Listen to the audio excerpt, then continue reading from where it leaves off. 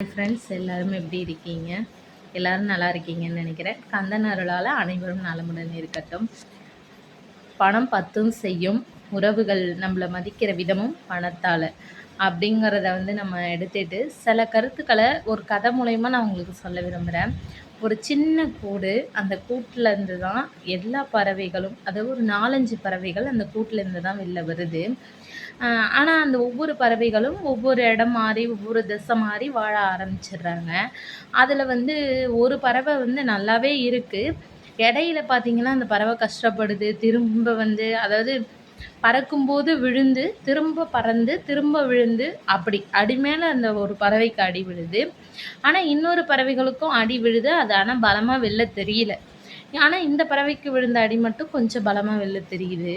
ஆனால் அந்த மற்ற பறவைகள் தான் கூட இருந்த பறவை தானே அப்படின்னு அந்த பறவைக்கிட்ட பரிதாபமோ அன்போ, பரிதாபம் கூட வேணாம், அந்த அன்பு கொஞ்சம் கூட அந்த பறவைகளுக்கு கிடையாது. அந்த பறவையை பற்றின நினப்பும் கிடையாது. அதாவது இந்த பறவை என்ன கஷ்டப்பட்டாலும் அதோட வலிகள் அந்த பறவைகளுக்கு புரியல. ஆனால் ஒரு தாயோட குழந்தைகள் தான் எல்லாருமே.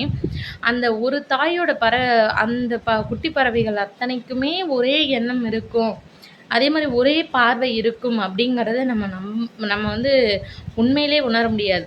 இதுலேருந்து அந்த குட்டி பறவை இன்னொரு பறவை அது விழுந்ததை கூட அதால் போய் கூட அந்த பறவையால் கவனிக்க முடியல, கேட்க முடியல அப்படின்னு வச்சுங்க. இப்போ அந்த பறவை விழுந்து விழுந்து ஏந்திரிக்குதுன்னு வச்சுப்போம். ஒரு ஸ்டேஜில் அந்த ஒவ்வொரு பறவைகளும் ஒவ்வொரு திசையில் தனக்கான கூடு கட்டி வாழ ஆரம்பிச்சிடுது. அப்படி வாழ ஆரம்பித்தோடனே இந்த விழுந்து விழுந்து எழுந்திரிச்சது இல்லையா, அந்த பறவையும் ஒரு கூடு கட்டி வாழ ஆரம்பிக்குது. ஆனால் அதை திரும்பி பார்க்க ஒருத்தருமே இல்லை.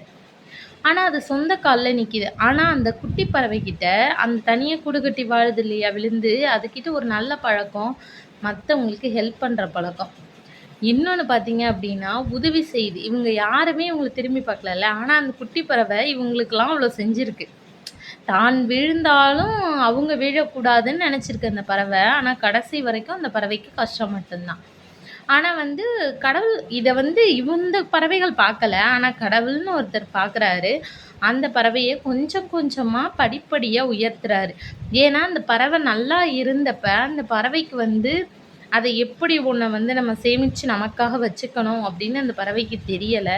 அதே மாதிரி அதை எப்படி செலவு பண்ணணும்னு தெரியலை.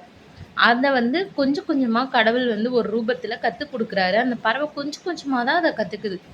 ஆனால் ஒரு கட்டத்தில் அந்த பறவையோட அந்த கூட்டில் உள்ள யார் போனாலும் மற்ற பறவைகள் இடத்துல மதிப்பு கிடையாது. ஆனால் அந்த மற்ற பறவைகள் இருக்கு இல்லையா, அது மற்றவங்களை தூக்கி தலையில் வச்சுப்பாங்க, தலையில் வச்சுக்குமா. எதுக்காக அப்படின்னா அது என்னன்னு எனக்கு தெரியல. ஒன்று மதிப்புன்னு எடுத்தோம்னா, இப்போ உள்ள மதிப்பு கூட்டல் கணக்குப்படி, காலத்தின் கணக்குப்படி அந்த பறவைகள் அந்த மற்ற பறவைகள் இதுக்கிட்ட பணம் இல்லாத ஒன்று தான். அந்த பணமும் வசதியும் இருந்தால் தான் ஒரு ஸ்டேட்டஸ் பார்க்குது. நல்ல ஸ்டேட்டஸில் இருந்தால் தானே திரும்பி பார்க்கும். ஸ்டேட்டஸ் இங்கே இல்லைல்ல, அதனால இது கஷ்டப்பட்டா நமக்கு என்ன அப்படின்னு சொல்லி அந்த பறவைகள் பிரிஞ்சு போயிடுது. ஆனால் எதில் எடுத்தாலும் ஈவனாக எல்லாத்தையும் வாங்கிக்கிறதுலலாம் அந்த பறவைகளுக்கு சரியான ஒரு இது. ஆனால் அந்த பறவைகளுக்கு மற்ற பறவைகளுக்கு இந்த பறவையை பற்றின எந்த கவலையும் கிடையாது. இதிலேருந்து ஒரு சின்ன கருத்தை நம்ம மனிதனாகிய நம்ம கண்டிப்பாக உணர முடியும். நான் சொன்னது உங்களுக்கு புரிஞ்சிருக்குன்னு நினைக்கிறேன். என்ன சொல்கிறேன் அப்படின்னா, பணம் பத்தும் செய்யும். பணம் பத்தும் செய்யும் நம்ம பெரியவங்க சொன்ன பழமொழி கண்டிப்பாக உண்மைங்க. பணம் இருந்தால் தான் இன்றைக்கி ஒவ்வொரு இடத்துல நம்ம லஞ்சம் கொடுத்து போகிற மாதிரி தான் இருக்குது. பாதாளம் வரைக்கும் பணம் பாயுங்கிறத நம்ம பார்த்துட்டோம் இல்லையா. ஒரு டெட் பாடி வாங்குகிற இடத்துல கூட லஞ்சம் கொடுத்து வாங்குகிற காலங்கள் வந்துடுச்சு. அதெல்லாம் நம்ம தாண்டி வந்துட்டு தான் இருக்கோம்.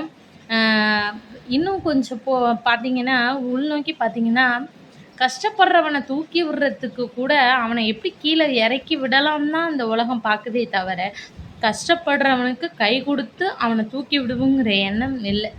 எல்லாருக்குள்ளேயும் ஒரு சுயநலம் ஓடிக்கிட்டு தான் இருக்குது. அந்த சுயநலம் இல்லாத மனிதர்களும் இந்த உலகத்தில் இருக்காங்க. ஆனால் அவங்களுக்கு பார்த்தீங்கன்னா கடவுள் சோதனைகளை தர்றாரு அப்படின்னு தான் நம்ம நினைக்கிறோம்.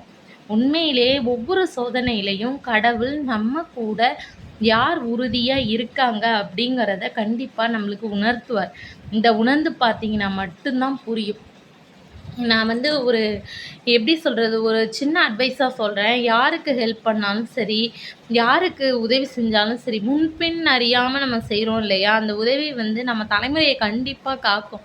என்ன உதவி என்ன காக்க போகுது அப்படிலாம் கிடையாது. நம்ம கண்ணுக்கு முன்னாடி நமக்கு இல்லைனாலும் பரவாயில்ல, நமக்கு அடுத்து நம்ம பிள்ளைங்க வந்து கண்டிப்பாக நல்லா இருப்பாங்க. அந்த நம்பிக்கையை வந்து கடவுள் நமக்கு கண்டிப்பா குடுப்பாரு. ஏன்னா, நம்ம செய்ற உதவி அப்படிதான். இன்னொன்னு சொல்லப்போனோம்னா, நம்ம வந்து பலனே எதிர்பார்க்காம செய்றோம் இல்லையா? அந்த உதவிக்கு கைமேல் பலன் வந்து இறைவன் கண்டிப்பா குடுப்பாரு. ஆனா வந்து நம்மள உதாசீனப்படுத்துறாங்கல்ல, அந்த இடத்துல வந்து நம்ம வந்து எதையுமே நம்ம வந்து காது குடுத்து கேட்காத மாரி, நம்ம கடந்து போயிடணும். நம்மள வந்து தூக்கி எறியக்கூடிய அந்த உலகம் வந்து நம்மள தூக்கி வச்சு தலையில ஆடணுங்கிறதெல்லாம் கிடையாது. ஒண்ணே ஒண்ணு மட்டும் நல்லா தெரிஞ்சுக்கணும். நம்மள மதிக்காத இடத்துல, நம்மளுக்கான மதிப்பில்லாத இடத்துல நம்மளுக்கு அங்க போய் நிக்கணுங்கிற அவசியம் ஒரு நாளும் இருக்கவே கூடாது. நம்ம வந்து வேணும் வேணும்னு நினைப்போம். அவங்க நம்மள வேணாம் வேணான்னு தானே தூக்கி போடுறாங்க. நம்ம வேணும் வேணும்னு நினைச்சு மட்டும் நம்மளுக்கு என்ன பயன் இருந்துற போது அப்படின்னு நம்ம நினைப்போம். ஆனா ஒரு கட்டத்துல ஓடி போய் உதவணுங்கிற அந்த எண்ணம் மட்டும் தான் நமக்குள்ள இருக்கும். அது வந்து சில பேருக்கு செஞ்சு செஞ்சு பழகிடும் இல்லையா? அது வந்து இயல்பு. பிறவி குணம்னு சொல்றாங்கல்ல. அந்த பிறவி குணத்தெல்லாம் நம்மளே நெனச்சா கூட நம்மளால மாத்திக்க முடியாது. அதனால வந்து ஒருத்தவங்களுக்கு முன்பின் பாராம செய்ற உதவி, இல்லாதவங்களுக்கு கண்டிப்பா உதவுங்க. ஆனா வந்து உறவுகள்ட்ட நம்ம ரொம்ப ரொம்ப ஜாக்கிரதையா இருக்கணும். ஆனா இப்பலாம் சில உறவுகள்லாம் பார்த்தா ரொம்ப சந்தோஷமாவும் இருக்கு. அப்போ உள்ள உறவுகள்லாம் பார்த்தீங்கன்னு வச்சுக்கங்களேன், அக்காவுக்கு ஒண்ணுன்னா அண்ணன் தம்பிங்கலாம் அப்படி அழுவாங்க. அதே மாரி சித்தி, சித்தப்பா அப்படின்னு பார்த்தீங்கன்னா, இந்த கூட்டு குடும்பம் அதெல்லாம் ஒரு சந்தோஷமான ஒரு இது. நம்ம வந்து நெறைய உறவுகளோட வாழ்ந்துட்டு வந்து தனியா இருக்கும்போது படுற கஷ்டம் வந்து ரொம்ப அதிகம். அத வந்து யாராலயும் வெளில வந்து நம்மளால காட்டிக்க முடியாது. வந்து பணம் வந்து எல்லாம் செய்யுங்கிறதையும் நான் தெரிஞ்சுக்கிட்டேன். ஆனா பணம் இல்லன்னா நம்ம வாழ முடியாது. அது ஒரு வாழ்க்கை இருக்கு. ஏன் அப்டின்னா, அத்தியாவசிய தேவைகள்ல ஒண்ணு வந்து நம்மளுக்கு பணம். ஆனா அதுக்காக உறவுகள வந்து நம்ம மட்டம் தட்டி பேசுறதுக்கு அந்த பணம் நம்மள்ட்ட அது ஒண்ணும் பெரிய விஷயம் இல்லல்ல. பணம் இன்னைக்கு நான் நல்லா இருந்தா நம்மள்ட்ட இருக்கும். நம்மள விட பெஸ்ட்டா இன்னொருத்தவங்க இருந்தா அவங்கள்ட்ட பணம் மாறும். உழைப்புக்கு ஏத்த மாரி பணம் இருக்கிற இடங்கள் மாற்றம் அவ்வளவுதான். ஆனா அதிகமா எவ்ளோ வசதியானவங்களா இருந்தாலும் சரிதான், அவங்களோட அடிமட்டத்த கேட்டு பாருங்க. அவங்க படிப்படியா தான் முன்னேறி அவங்க வாழ்ந்திருப்பாங்க. சில பேர்லாம் பழச மறக்கவே மாட்டாங்க. அந்த பட்ட கஷ்டத்த ஞாபகம் வச்சுட்டு, ஒரு கைப்பிடி சாதமா இருந்தாலும் கீழ எறிஞ்சா கூட எடுத்து சாப்பிடுறவங்கலாம் இருக்காங்க வயசானவங்கலாம். ஏன்னா, அவங்க வந்து ஒவ்வொன்னும் சம்பாதிக்கும்போது அவங்களுக்கு பட்ட அந்த கஷ்டம். அவங்கள வந்து இன்ன வரைக்குமே நெனச்சு பார்க்க வச்சிருக்கோம். இதுலேருந்து நம்ம நெறைய உறவுகள எப்படிங்கிறதையும் புரிஞ்சுக்கலாம். பணம் என்ன செய்யுங்கிறதையும் நம்ம தெரிஞ்சுக்கலாம். நான் வந்து நெறையவே அனுபவப்பட்டுட்டேன். நெறைய உறவுகள நான் வந்து இப்படி நெறைய பேர நான் புரிஞ்சுக்கிட்டேன்னு தான் சொல்லணும். பணம் இவ்ளோ செய்யுமா? அப்படிங்கிறதையும் உணர்ந்திருக்கேன். பரவால்ல. நம்ம கூட யார் இருக்கா? நம்ம ஐயன் முருகன் இருக்கான்ல, எல்லாத்தையும் பார்த்துப்பார்.